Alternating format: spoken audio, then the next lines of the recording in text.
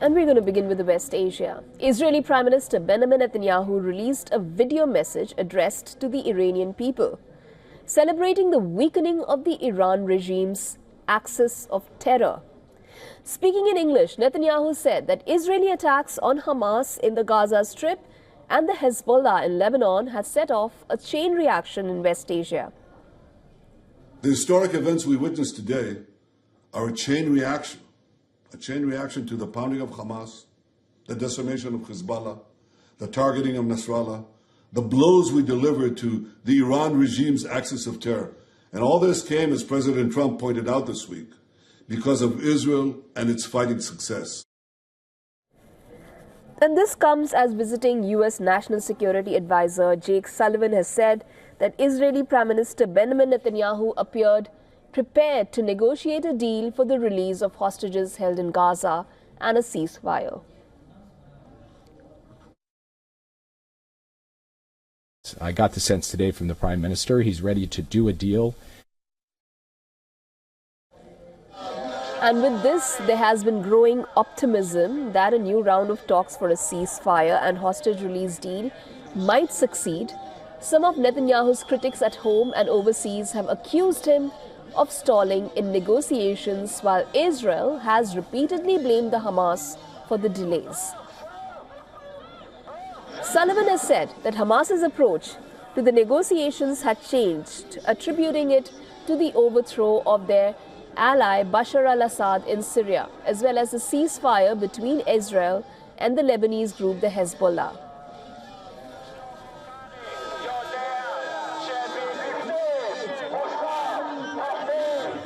And we're now looking to close a hostage release deal and a ceasefire, which would stop the war and reunite hostages with their families. Just over 1 year ago, we reached a deal that brought 78 hostages out of Gaza and home to their families. It's time to finish the job and bring all of the hostages home.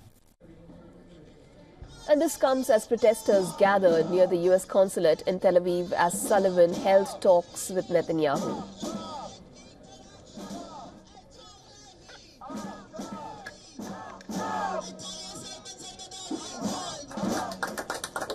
Meanwhile, Paraguay reopened its embassy in Jerusalem on Thursday, becoming one of the small handful of nations to recognize the city as Israel's capital and marking a diplomatic victory for Netanyahu.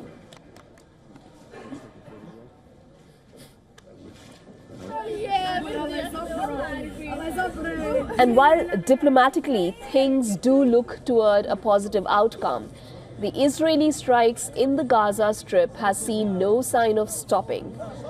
At least 20 Palestinians have been killed, several of whom are children, in an Israeli airstrike on houses in the Nusayrat camp in the central part of the Gaza Strip. The Gaza-based health authorities said in a statement that the Palestinian death toll from the ongoing Israeli attacks in the Gaza Strip has risen to 44,835, with 106,356 others injured. Also, Gaza's civil defense agency said that a series of Israeli airstrikes killed at least 58 people, including 12 guards securing 8 trucks. The Israeli military, however, said that it was targeting militants planning to hijack the vehicles. On the Lebanese front, Lebanon said an Israeli strike on the border town of Qiyam killed 1 person, hours after Washington announced that Israel withdrew from the area as Lebanon's army deployed under a ceasefire deal with the Hezbollah. Although a ceasefire came into effect on November 27th, both sides have accused the other of repeated violations.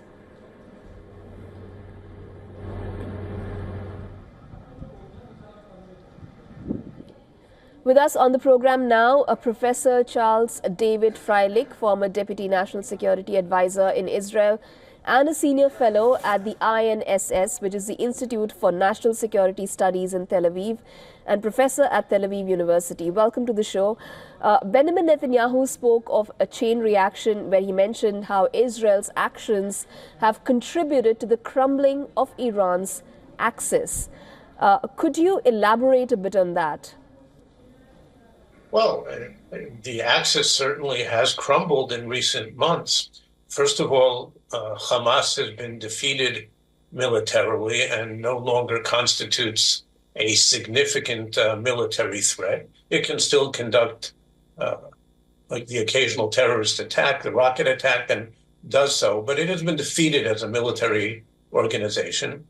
Hezbollah was hit very, very hard in the last 3 months, starting with the attack, the beepers attack, as it's referred to.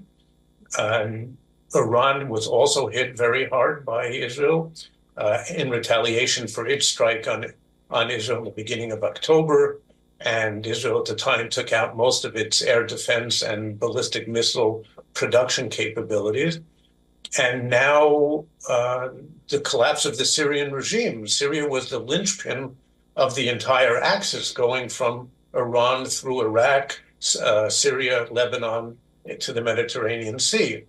And the only element that has actually also been hit pretty significantly, as we say, the only remaining element is the Houthis. Well, actually, the U.S. hit them pretty hard.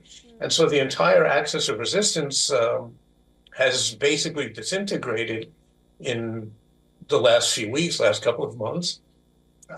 This has been the axis has been the greatest source of instability in the entire region, not just for Israel, but for the Sunni Arab states. And so this is a positive development, and Netanyahu is right that there was a chain reaction. It's not entirely because of Israel, but significantly. Professor Freilich, curiously enough, Netanyahu spoke to the people of Iran and not Syria, and now is the time when the people of Syria are talking about rebuilding Syria with more democratic tenets. Why do you think he spoke to the people of Iran and not Syria now?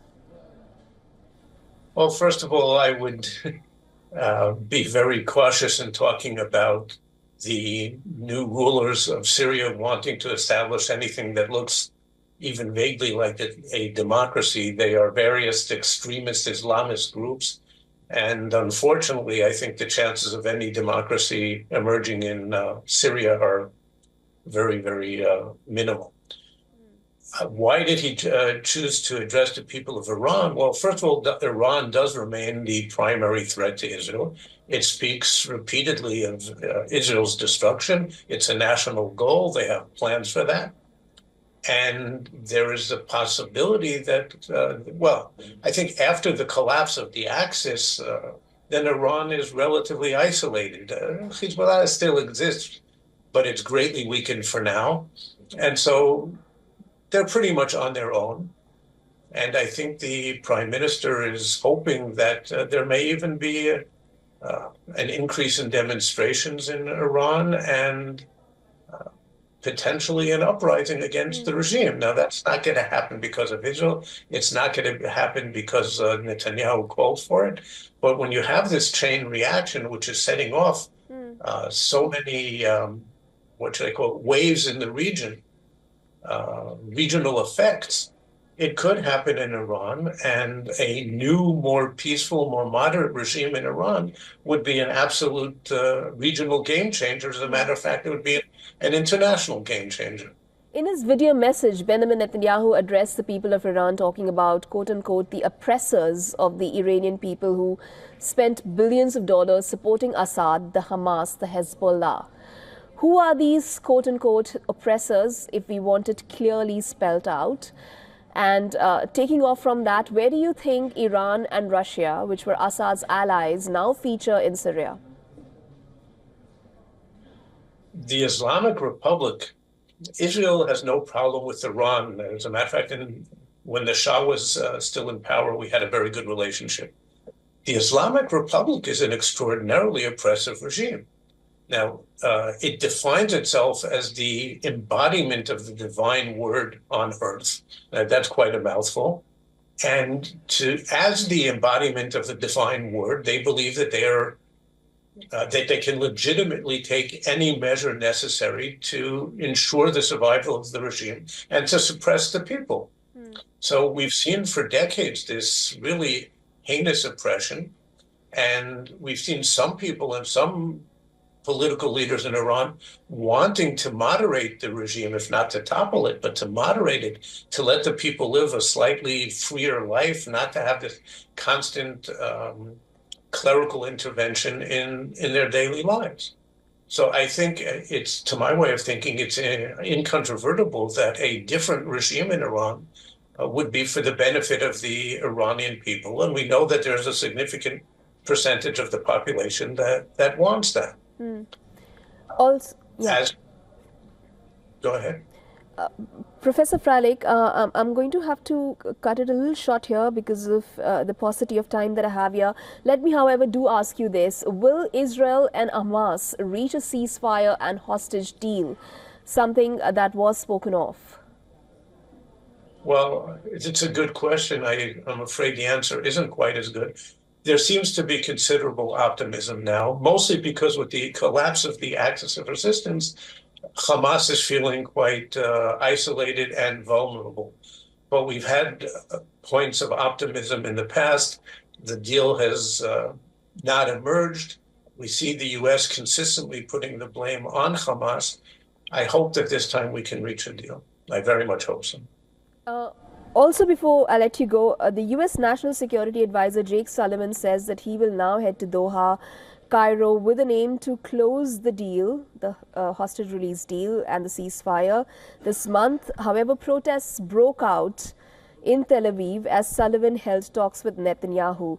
What is that really reflective of the populace of Israel? Well, the protests didn't break out now. They've been ongoing for the last few years in Israel. There's a lot of opposition to the prime minister, and some of it is over the failure to reach a deal and secure the release of the hostages, which is, to the way of thinking of many of people in Israel, the foremost objective in the ongoing conflict with Hamas. Parts of the protests are unrelated. So there's nothing new about this. Thank you, Dr. Freilich, for your time and joining us on the show. Thank you. For all the latest news, download the WION app and subscribe to our YouTube channel.